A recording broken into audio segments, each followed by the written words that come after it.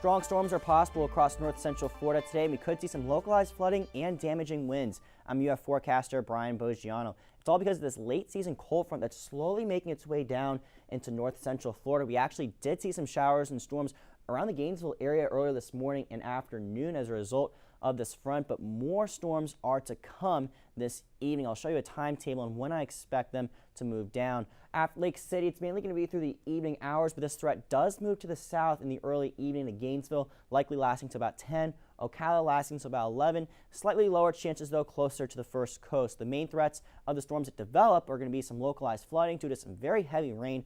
Also, some damaging winds cannot be ruled out. The greatest threat of seeing this will be in the areas highlighted in yellow.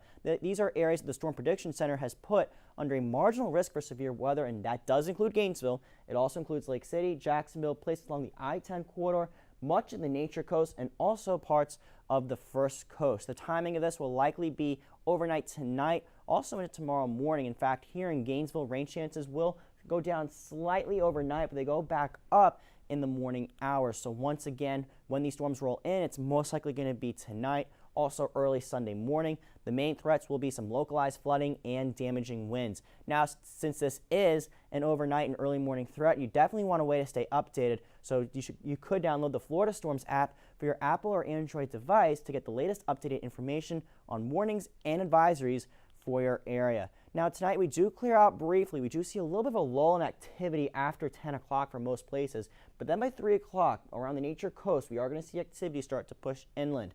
By 6 o'clock this does become a little more widespread, so Lake City along the I-10 corridor down to Ocala we could see some storms firing up once again, and then by 8 o'clock this becomes a lot more widespread and starts encompassing almost all of north central Florida, so we will have an early start to those showers and storms. Heavy rain is possible on Sunday. Rain chances go down Monday and Tuesday as the front moves south and drier air does try to filter into our area, but the front lifts to the north on Wednesday, which keeps our rain chances elevated through Friday.